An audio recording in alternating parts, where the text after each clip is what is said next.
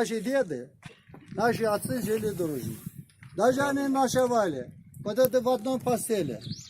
Даже они вот это разделили один пиала чая, значит.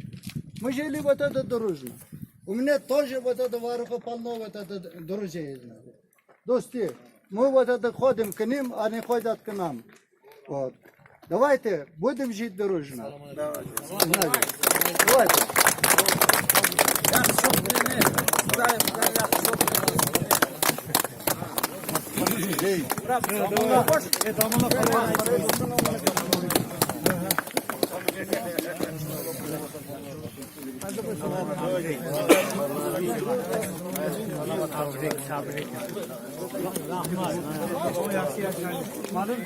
Bir yak görmek değil.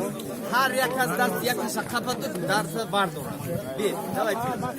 Bir.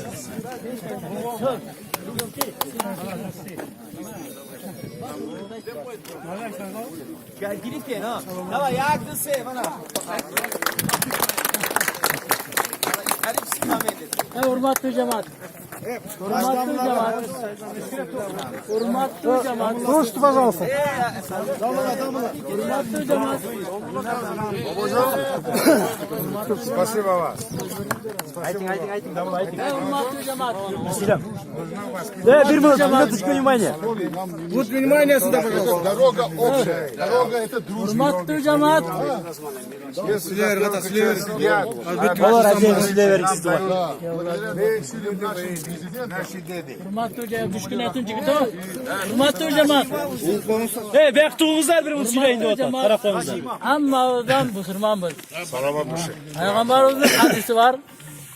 Her bir insan özüge ko'rgan yaxshilikni boshqa birovga qalava sal mo'min bo'lmaydi. Shuning uchun hurmatli jamoat bir-biriga yaxshi bo'laylik.